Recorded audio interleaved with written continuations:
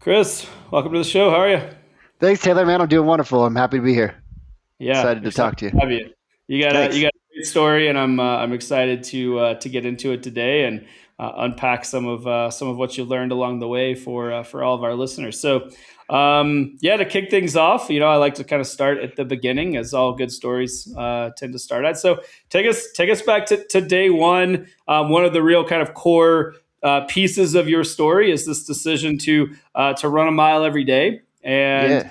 love to hear what was the original reason or kind of the impetus that got you moving in that direction? What was the reason you decided to set that as a goal, and walk me through that original piece of what was going on in your mind and how that story played out?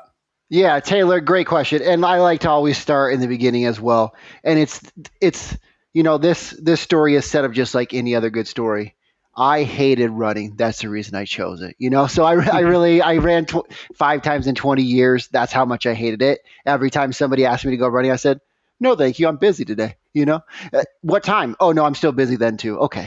So I meet a lady and she's going to start running. So she started to run her first marathon and we're dating at the time.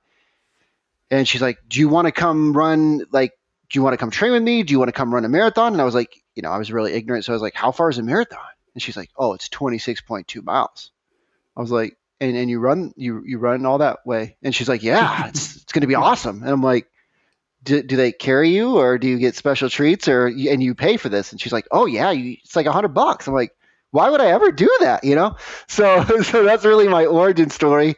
And then my wife is going to run, like we get married. And so my wife's going to run her last marathon. And about a month out, she gets a call from her friends that were training with her. And they're just like, hey, we're not training enough. We don't really feel like we are physically able to do the marathon. So we're going to drop out.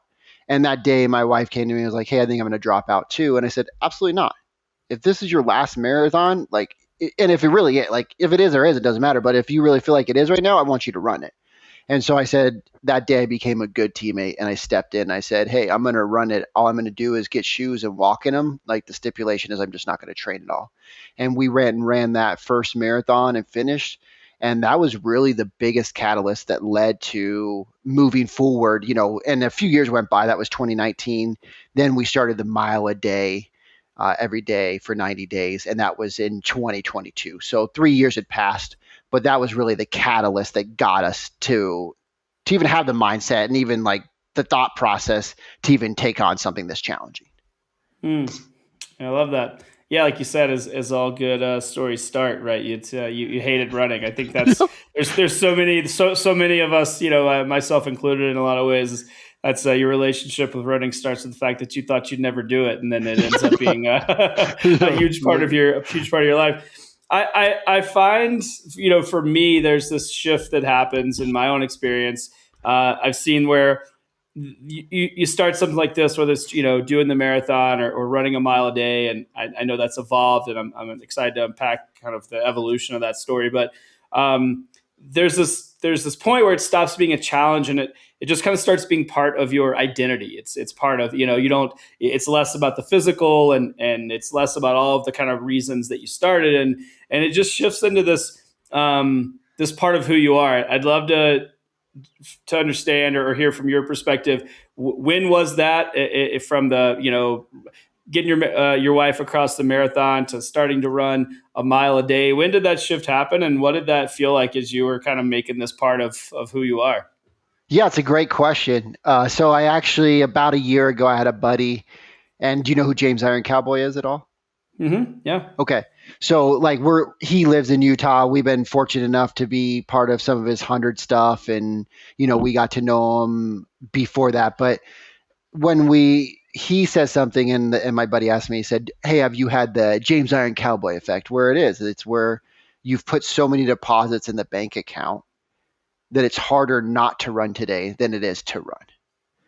And I really would love to say like that was the first year or that was even the second year, but it wasn't. And if anybody's tracking, that means that I've run now. If I started in 2022, it's 2026, so I've been running every day. I haven't missed a day. And so really about that third year is when I started getting shin splints. And in that third year, I got them for almost a whole year.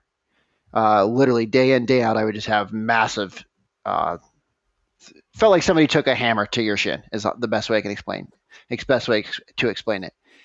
And that year though, because it was so difficult, I showed up every day, it no longer became like doable to quit. Now there's times where I feel like, man, I'd still like to quit, but I know because I have so many deposits of those wins and so many deposits of we did this through such hard times, through hernias, through blown out shoulders, that those things have added up. And it makes it so hard to not go get it done today. And that's really where it was. It was about the 3-year mark roughly that we were into running. Mm. Yeah. So a long time. I think that's something that I always think about, and I talk to others about who are, whether you're new to being an athlete or it's been part of who you are for a long time. Anytime we set a new goal, I think it's good to hear that we probably need to extend our time horizons, right? Three, people might say, you did a marathon, you ran all that, and then it still took 3 years for this to be kind of this, just like, yep, of course we're going to do it. And I think it's good to be reminded of that, right? That real change happens over long periods of time, and to make things, whether it's building a habit or, doing incredible endurance feats. I think the more we can kind of adjust and extend that time horizon, the better. I'm curious kind of what was going on in your head, right? With all this stuff, there's the internal dialogue piece is such a critical part, or it's such a prevalent piece. And ultimately it dictates a lot of kind of how we show up. How did that internal dialogue shift, or give me an example of what that internal dialogue, that narrative in your head sounded like, those first 30, 60, 90 days when you were, helping your wife cross the finish line, to 3 years in with shin splints and it made more sense to keep running than to stop. Paint me a picture of the difference there. What did it sound like at the beginning and what did it sound like once you were in it? It was just part of who you are. Yeah. So like in the beginning, I'll be honest, just like most of us, when we get new things, it's like fun. So you're like, oh, cool. I'm doing this. Like, oh man, I'm proving to myself I can do a mile a day. Like, this. And again, when you get started, you go like, oh, this, you choose it because it's somewhat challenging. So you go like, okay, I think I can do a mile a day, but it's still challenging. I've never done more than 4 days in a row at this point. So like, I don't know if I could do 7. And I don't know how my body will handle 90 at 1 mile even. So in the beginning, it's just kind of fun. And then when you start to get longer into it, like around that year mark is where you go like, man, okay, this is taking more time. Man, this sucks. Man, like I'd like to have a day off, those type of things. And for me, I get really into like, man, if I want to, I can quit. Like I chose this. Nobody else is choosing this for me. So I get real into in the beginning, and that first year was really just, man, this is really hard and it really sucks. And sometimes it really, really sucks. But I will say over the time, it's not that necessarily the dialogue changes. It's that you would like, I align different things to the dialogue. So to me in the beginning, I go like, this sucks. And I go like, wow, this sucks. Now I go like, this sucks. Man, that's awesome. I'm glad I'm out here. Right. Because what I do is I like to practice TSA, think, speak, act. So if you understand, like you're already having these thought patterns, then it's almost like if you were out there and you're hunting animals and you're tracking them. If you're out there in the jungle and you grab an animal and you can tag it, now you can track it because it's like a little bell almost. And I like to think of my thoughts as almost like these little animals, and they can either eat me or I can like track them and keep control and make them better. And so my thoughts, when I have a thought of like, this sucks, I just tag it with something better, because then those things are now linked together in your neural pathways. And so for me, it went from like, this sucks, this really sucks, I don't want to do this. Should we even do this? Should we quit? To when those things show up, I'm more excited and they give me energy as opposed to stealing energy now. And I think that's the biggest difference. That's so cool. I love that. Yeah, it's such a great metaphor to think about those, like you said, tracking those and kind of wrangling them versus letting them, eat you, so to speak. So yeah.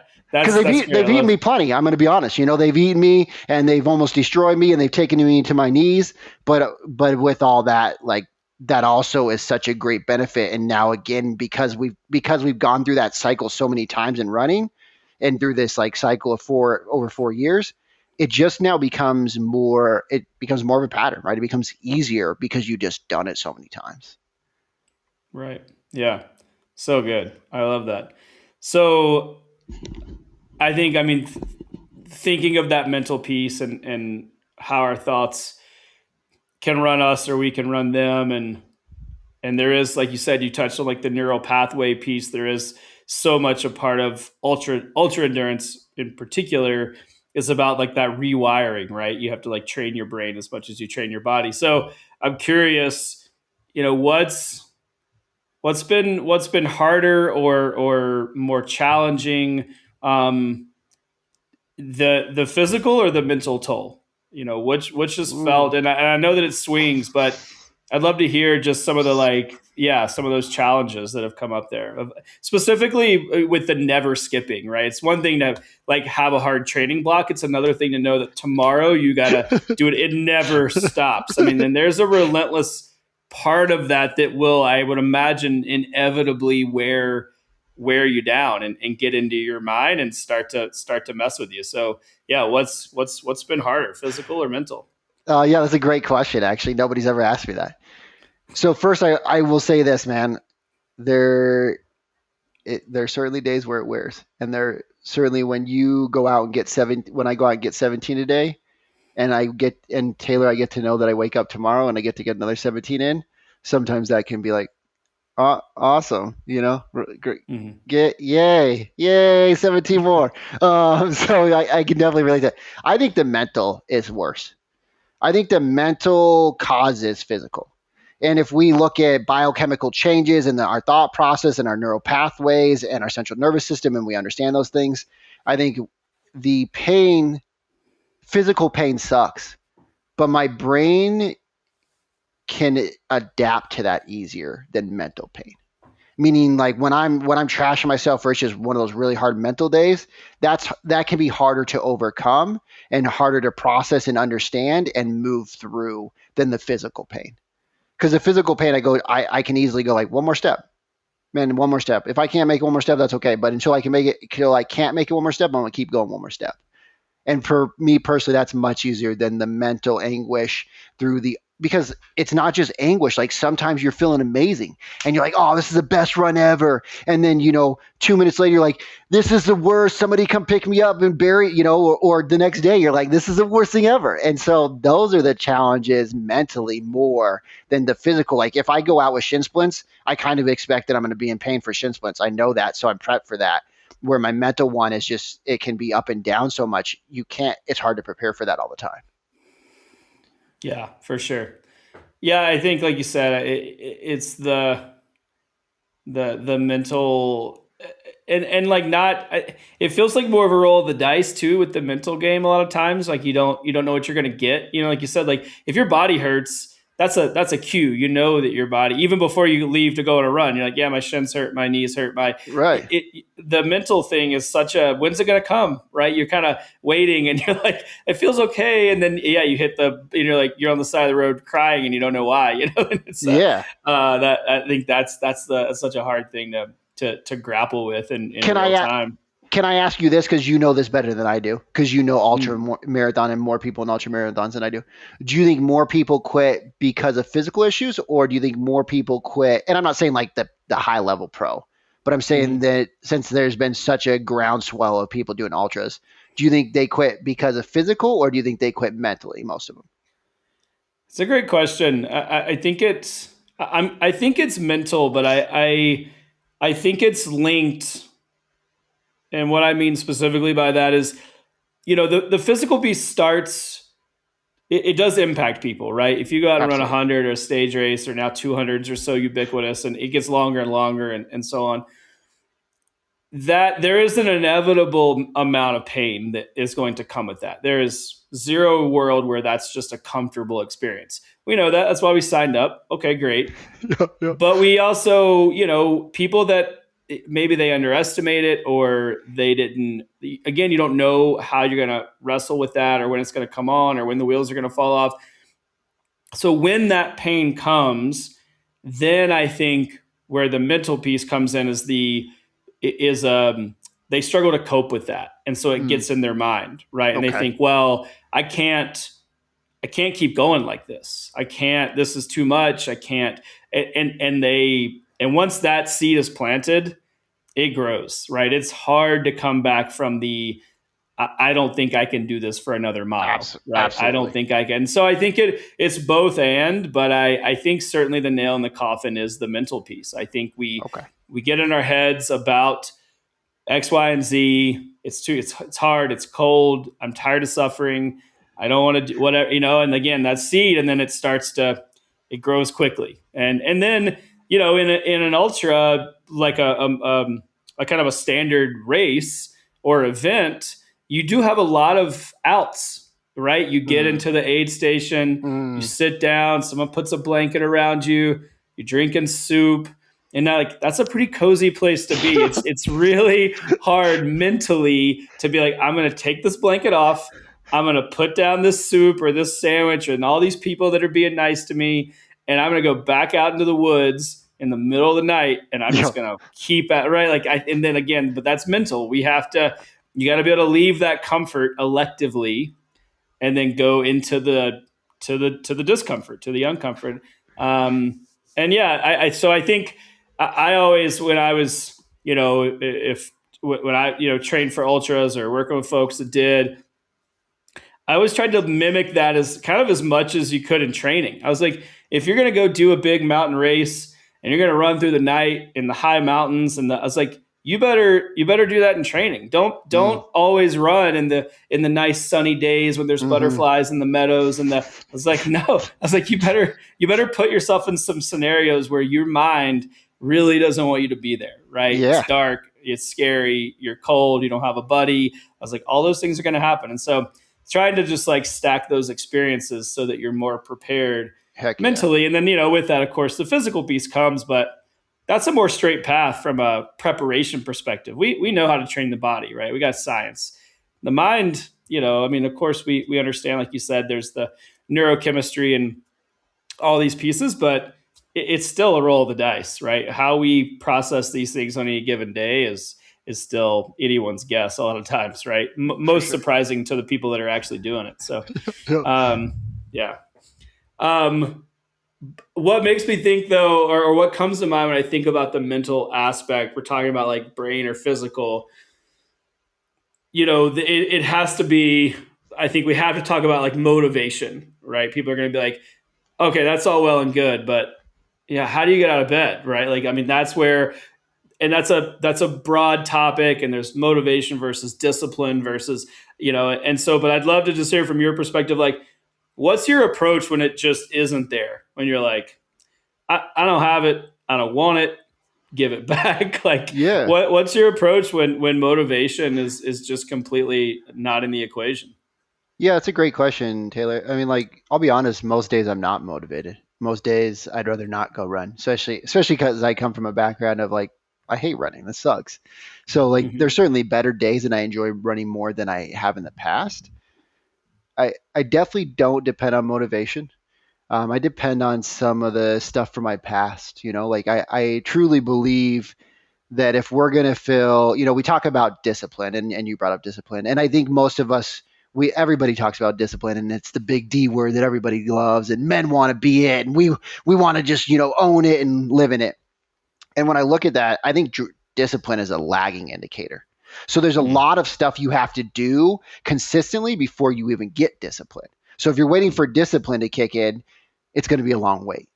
So to Right. me, I look at what I'm driven by, and that means literally what I can get, what I can tap into inside that is my will. Because I'm gonna have to will myself a lot, especially when I get started doing something, especially if I don't want to do it. And so looking at that, I go like, man, I look to my past memories of I like to be very unique. So originally we were going to run across America, but then quickly when we started, we Google searched that. It was like 200 to 500 people. So we're like, okay, too many people have done that, X that. And some of this is arrogance probably, but it's only 3,300 miles. So that's not far enough.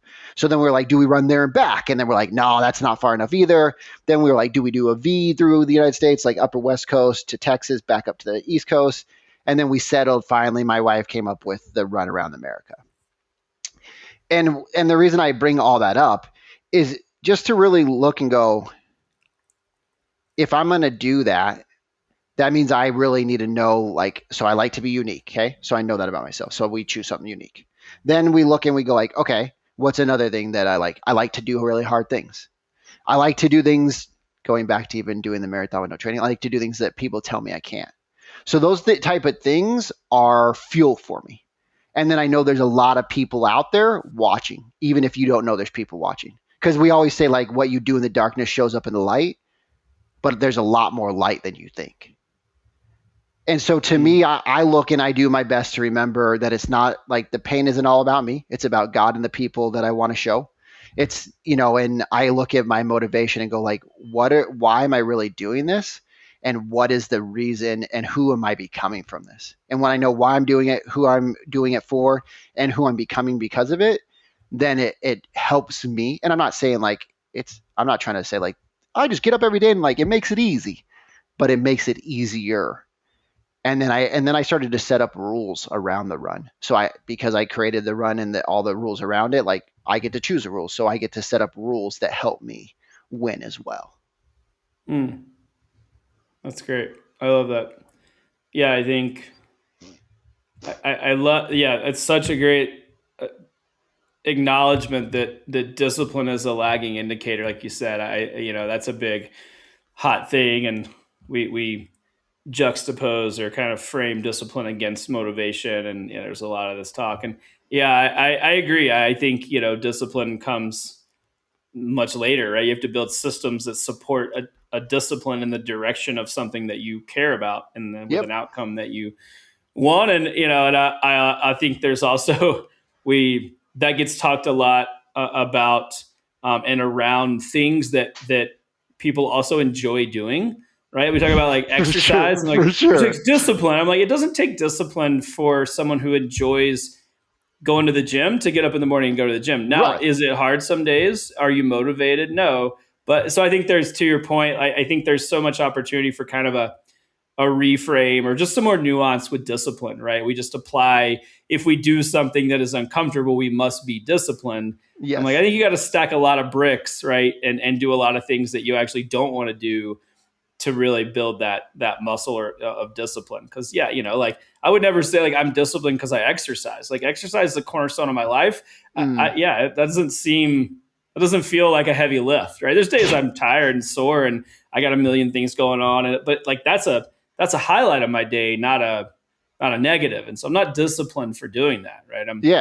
I could be disciplined for doing lots of other things that I don't want to do. So I couldn't agree more. I think it's just there's the more opportunity, the more chance to kind of layer in a bit of color to that discipline piece. And I think you nailed it. I love that, Thanks. Just, it's a lagging indicator. What, another like buzzword, that comes to mind, people talk about like, motivation and discipline. We also talk about fear, right? Like this kind of some of these like primal emotions. And I think inevitably, or I would imagine inevitably, we set out to do extremely hard things and we're staring down the kind of proverbial barrel of the effort and pain and energy and all of the pieces of this. There's some amount of fear, and I'd love to understand or hear from you. Just one, maybe like how did that show up in the early days when you maybe were doubting if you did your physical abilities and then the mental stuff. And then I'd love to hear what role, if any, fear has played or your relationship with it as you've continued to progress as a into these crazy endurance feats. Yeah, that's a great question as well. Man, fear, I think fear is so real. And if it's not real anywhere, it's real in my mind. And I'll be honest, that's where fear is real for most of us.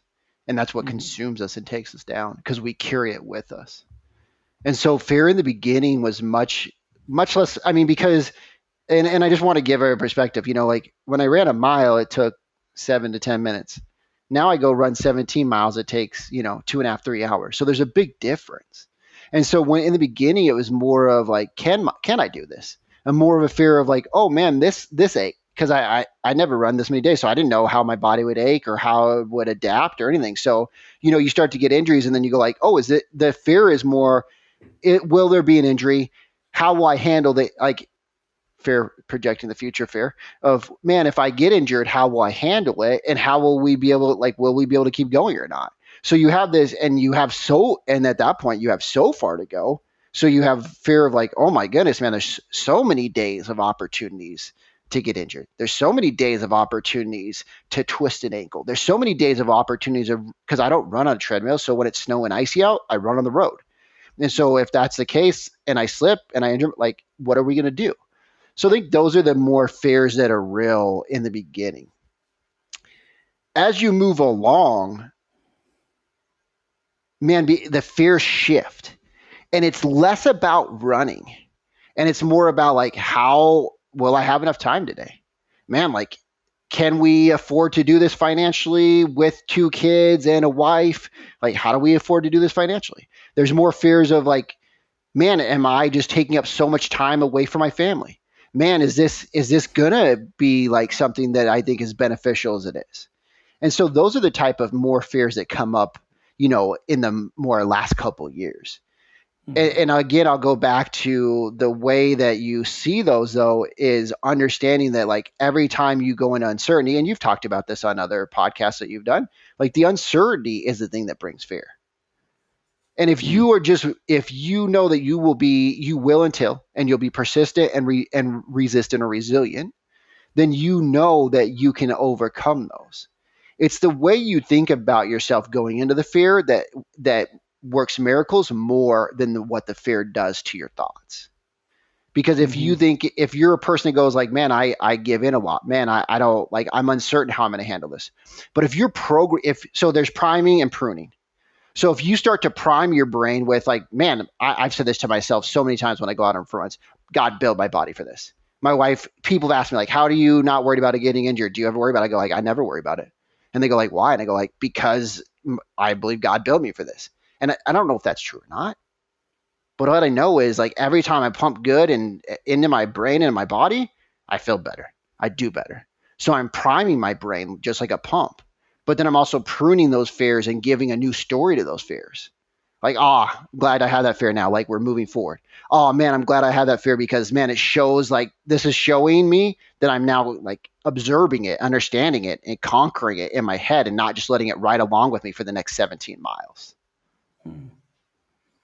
That's cool. I love that. Yeah. What, something you mentioned, I think so in the conversations I've had over, 20 plus years in endurance sports and working with athletes is the conversation that comes up every time, is is guilt around making the time or taking the time to do the thing. And, we all have the same hours in the day, and yeah, if you're going to do something long and hard, you got to train long and hard. And you said, yeah, that run takes 2 or 3 hours. And I'd love to hear from your perspective. I mean, how have you grappled with that, or it just weighs heavy on so many people's minds of they feel Yeah. selfish, they feel guilty. You miss a soccer game because you got to work out I mean, something has to give, right? And there's very real sacrifices. So what's been your process for kind of rectifying that, or communicating that with your family, and really, obviously making the time every single day? Yeah, that's a great question. One thing I really hold on to is that I think everything's work. Like people go like, oh man, I give my best to work, or I go to work and then I come home to my family. I think it's all work.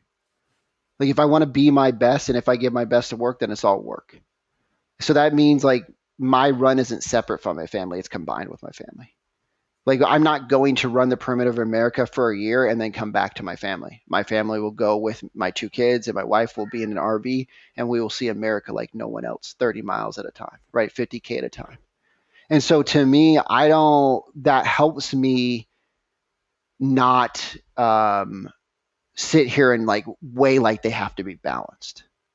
because I don't think they have to be balanced. I think they have to be clear on what the intention is behind them. So when I go run, I don't go run to go run. I go run to connect to God, to be outside, to become the best, like to learn and grow and become and overcome these fears, to become the best father and husband. Most people go like, I'm going to run. I'm going to run for a race. I'm not going to train to run the perimeter of America.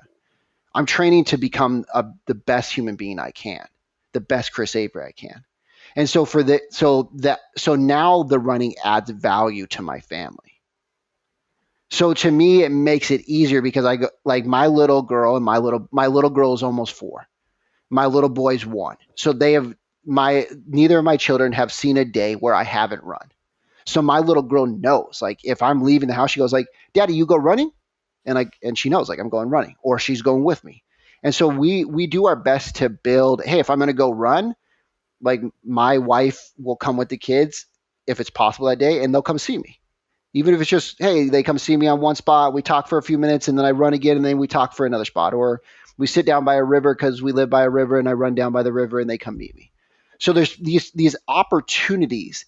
And so I try to look for ways to win in all of it. And if I'm looking for ways to win, that means I'm looking for how they synergize together and the clear intentions on how they cross contaminate in a good way to lift each other up. And so that way, instead of me going like, ooh, this sucks, they take time away. And there's still those days. I'm not trying to be unrealistic. Like there are those days, there are those thoughts. Just more often I go like, this adds so much value to my family in so many layers that it seems selfish not to go do something like this. Mm-hmm. That's so great. That's really, honestly, I think it's very refreshing to hear. It's something that, it's I really align with that. I've always known that for me to be the person that I want to be, that time is a must, right? It's not separate. It's integrated. It allows me to show up and be the person I want to be. It allows me to be the husband, to be the, all the roles that I get to fill. And so, yeah, I think it's just, again, it's refreshing to hear that same take of, it's additive, not subtracting, Yeah, absolutely. yeah. So that's well said. Can I ask you real quick? So you're married. Yeah. Mm-hmm. How you've been doing this game, I'm assuming much longer than I have, clearly. So how is because your wife clearly, or has it led to divorce? So clearly your wife supports it enough for you to go out and do this consistently. So how does that work? Yeah.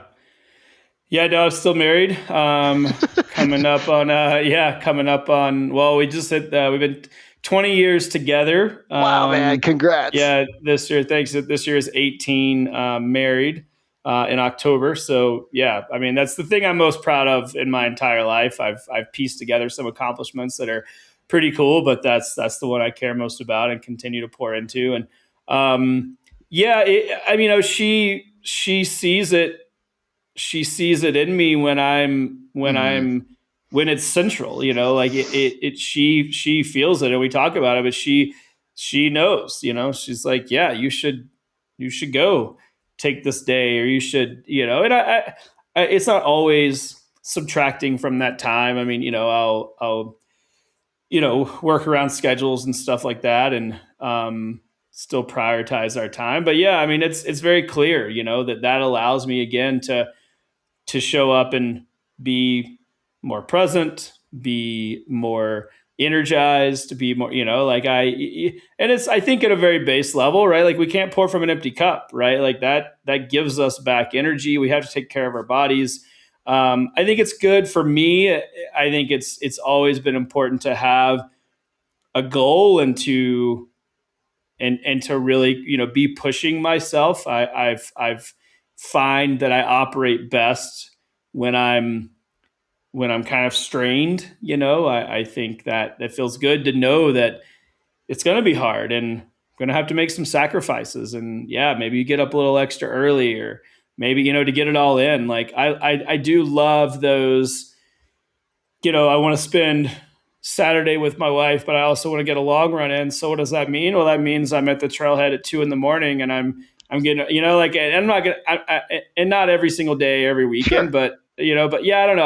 I love that kind of, inherent friction that is required, and it keeps me sharp and it keeps me feeling good. And I think wrestling with those sacrifices has always been productive for me. And then certainly the input that comes with or comes from pursuing those things always is the benefits are outsized to the contribution. What Absolutely. sacrifice it takes to do that thing, I get tenfold in the benefit of what it does for my mind and my body and my spirit, and how I show up in the world. And yeah, I mean, it's something. And even now, I mean, I try to I very openly communicate that.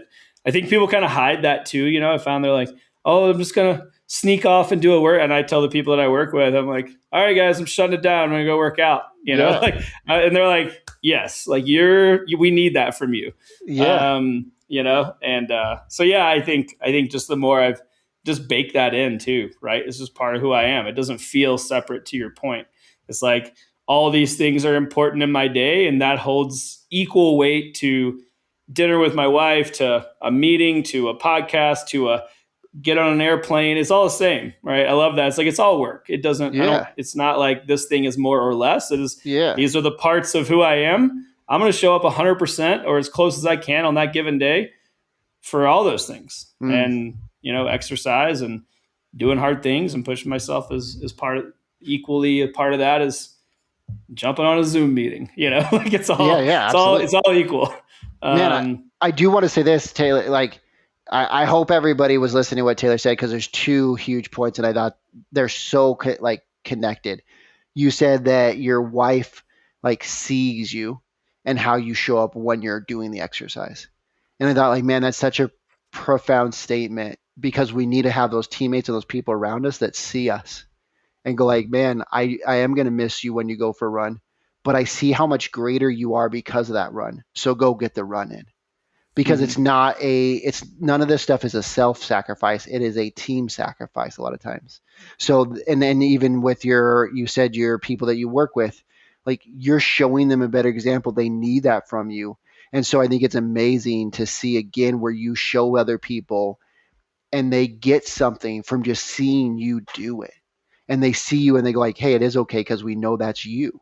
And I think that's an amazing thing to have people around you and to have those people support you that way. That's great. I appreciate you saying that. Yeah. No, I mean, I feel extremely grateful for sure.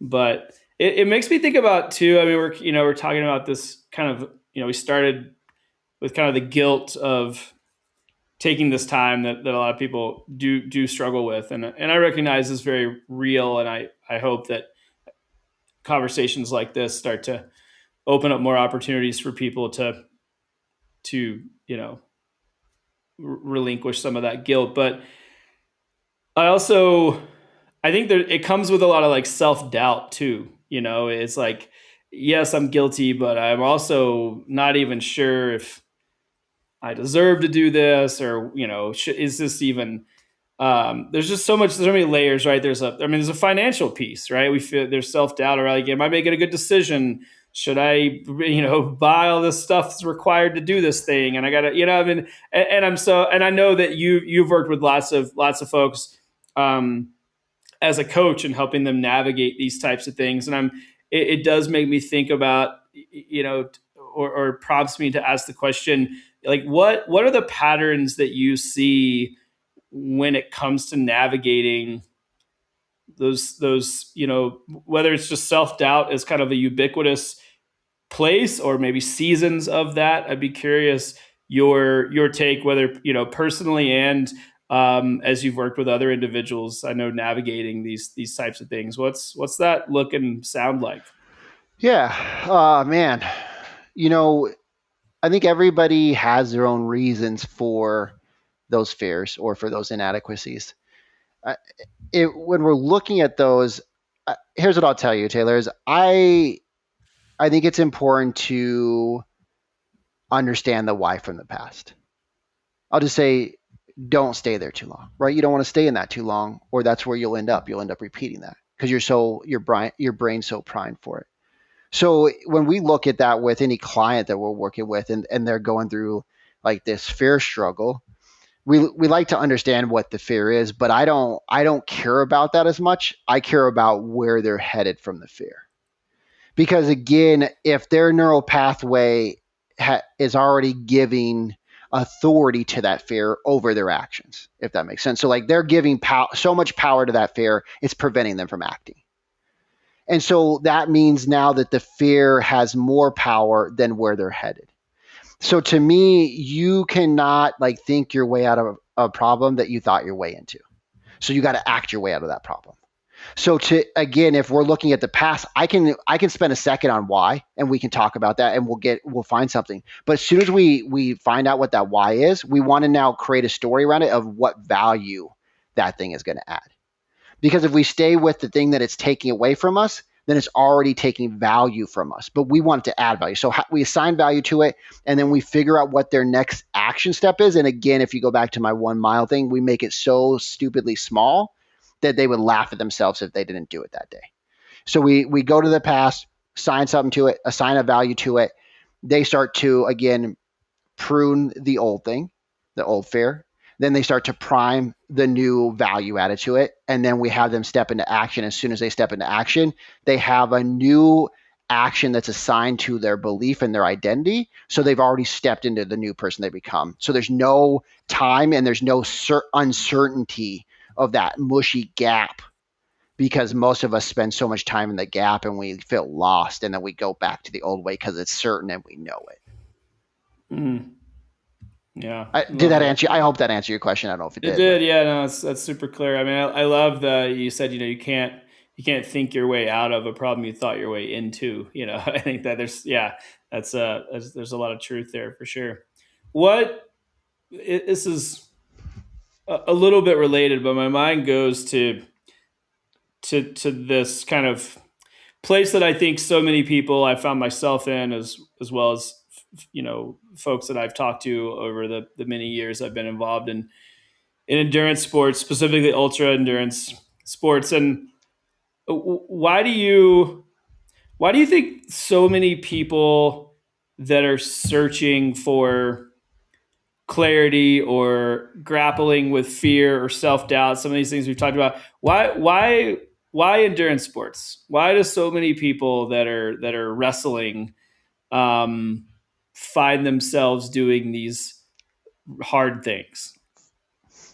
I mean, my real answer is I have no idea, man.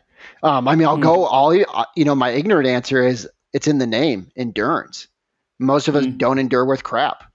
Most of us, as Tony Robbins says, the problem with most people is they think they shouldn't have any, right? Like we want to live life in this comfort, especially in these first world countries where, you can really work not that hard. You can make enough money, or you can get money from the government and subsidize your life, and you can live a pretty comfortable, like, standard of living without doing too hard of things. And I think people in society, that's so prevalent, where things are so easy. They're so comfortable. They're so just like status quo, that, man, when we have an opportunity and somebody says to us, like, this is going to challenge you to such a degree that you won't even know if you can complete it. Like, that's something that the men I coach are attracted to, right? Like, they don't care about failing. They care about not ever putting it really on the line. And especially for the hero's journey in men, like, we are meant to, like, create an incredible story. We are meant to put it on the line. That's the problem with most of us going to regular jobs, even, is we go to school as a young man, and that's not really set up for men. And then you go to a job and people tell you what to do and how to do it and when to leave and when to go on vacation and when to go to lunch and when to go home to your family. And we don't have this freedom. And I think inside these endurance sports is this length of time where we have enough freedom and enough fear to, like, go through and realize, like, can we endure? What are we really made of? So I think it's almost in the name of endure, like, right? Resiliency, perseverance, endurance, and just the ability to push up against something, because pushing up against something, causing friction, makes fire, and that fires you up inside. So when we think of these problems, or we think of even like, how is it hard to get out running? Yeah, that friction creates something magical. And so I think that's the reason people, is because it's so daunting, and it's like nothing that they get in their regular everyday life. Hmm. Friction creates fire. That's cool. I love that. Thanks. Thanks. Yeah, couldn't agree more. Um, all right, I'd be remiss if we didn't talk about you running around the perimeter of America. Sure. I've been really. I feel like we could go deep and talk about the existential qualities of ultra endurance activities. But I want to give the people what they want, which is people are like, what the hell? What is this guy doing? Yeah. So tell me once, just like lay it out for me. I know it's in the name, like, but give me just kind of what does that entail? When is it happening? What is it? What's the logistics? I've done enough stuff like that where I'm just like, good Lord, the logistics, I can't imagine. So paint that picture for me. Give me the run around the perimeter, and then I want to dive a little deeper into what that's going to look and feel like. Yeah, Taylor, first I appreciate and love that you know the logistics is the hardest part, right? And so my wife is we're planning it together, but she's doing a lot of the logistic part. And so everybody thinks like, oh man, that's crazy. You're gonna run a 50K, which is 31.1. It's the shortest ultra marathon you can run every day for the calendar year of 2027. So January 1st, 2027, we'll leave Arizona because that's where we're from. So we'll go back there. We'll leave there and we'll go down through Texas, down through Florida, back up the East Coast, across the top, and then back down the West Coast. And December 31st of 2027, we will run in back into the state of Arizona and finish right where we started. And so that's really the plan and the vision. But man, the logistics is going to be so much more challenging to run. I always tell people I get the easy part. I get to go run, Mm. a 50K a day.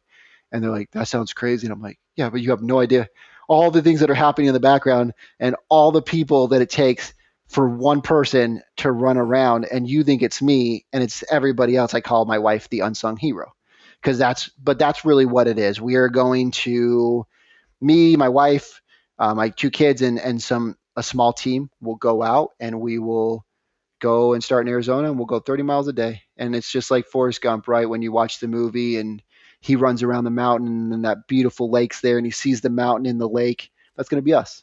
We're just going to run by this mountain once sunrise in the morning and see this beautiful lake. And nobody else will get to see that besides us. And we'll create a legendary story, one step at a time. That's cool. Yeah. No, you're right. I've for most of my involvement in endurance sports, I've been the athlete. Yeah. And a couple of years ago, I was invited to be the crew chief for a solo racer for Race Across America.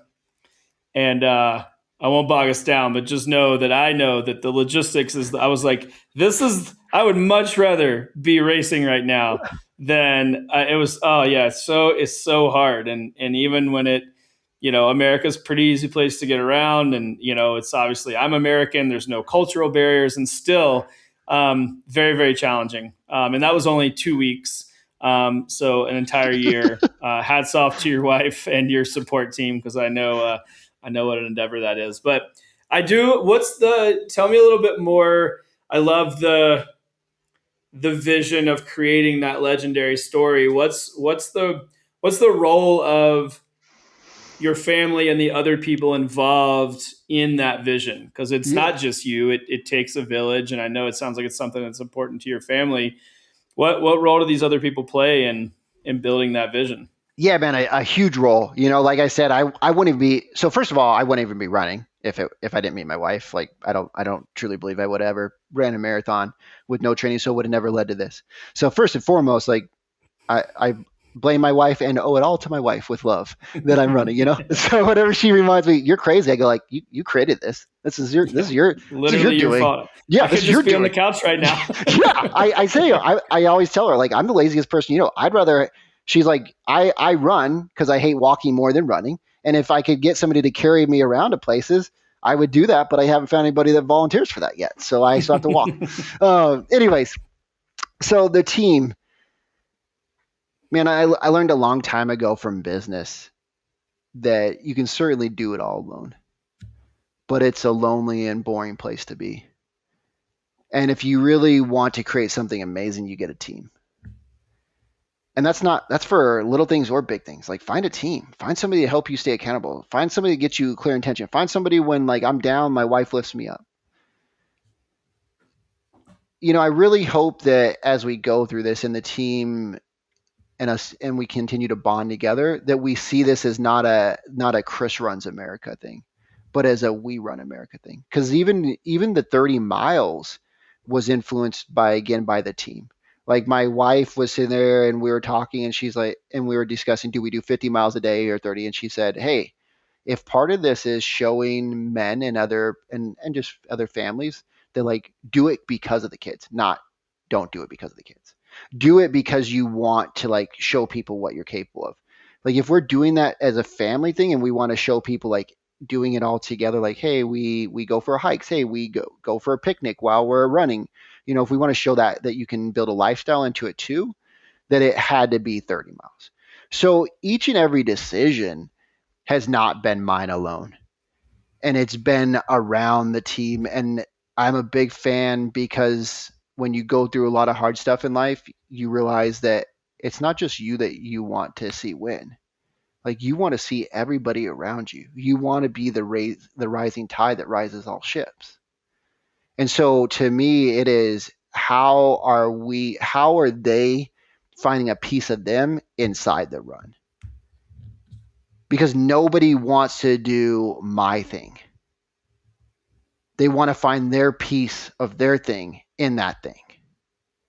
And so to me, we look and we go around and when we interview our team and before we pick our team, we ask like, who do they want to become? What are they going to get from this? How is this going to impact their family? Is this going to help them thrive or is it just going to help them survive? And so we need to know those things because if we don't know those things, we don't have a clear why of what they want from it. And then we can't help them get it.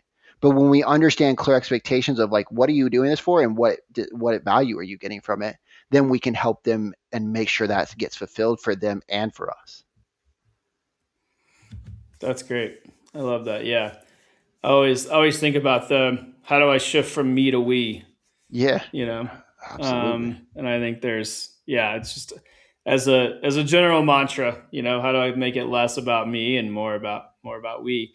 Absolutely. Um, so to close this out, I'd love to hear what is what's your definition of success for this perimeter run? What does success Mm. look like when it's 2028 and you roll into Arizona and yeah, what's your definition of success for the experience? Yeah, that's a great question. You have a lot of great questions, Taylor. You're great at this, man. Keep it up. Thank you. I appreciate Yeah, it. you're welcome. I think of it this way, like when I was first started this, somebody asked me, why are you doing this, man? And he just said, what happens if you never finish the run around America? And I just said, like, I don't think that's what it's about. Like, I plan on finishing. I love to finish. I love to go around the perimeter of America, but it's more about who we become. So for me, this isn't like, will I finish the run? Like meaning like, will I be the person that does it? Obviously, if anybody does it, it's going to be me, so I'll finish it. But I mean, what I'm saying is, like, if the other people that are watching this don't get a bigger impact, don't get a bigger vision, and don't realize that whatever they're telling themselves is a limiting belief, and that they can always stretch past that, then we miss the mark. And if we're not, if we're not speaking and sharing this story with other people, we miss the mark. And so for me, those are the bigger things I look at is like the ripple effect from this. And if we really don't get a big ripple effect around impacting people, other people going out and doing these things to some sort of, doesn't have to be a run around America, but whatever level, whatever their unique thing is that they're purpose driven by, that they feel like a mission called in their heart by. If we don't have that ripple, we miss the mark. And so to me, like, do we think we'll make some money? I think so. Do we think we'll speak to a bunch of people? Yep. Do we think we'll make a documentary and books? That's all in our vision. But the bigger one is how it impacts the other people around us. And that's from the team to the individual that I never know of that watched a video that I never knew they watched and I will never know. And I will never meet them in life. But they saw one thing and it made them better. Because that's what I've had happen to me. Right? I started from a young age of molestation and then I got into drugs. And only because I could see other people that were doing amazing things and went like, man, they're not that much different.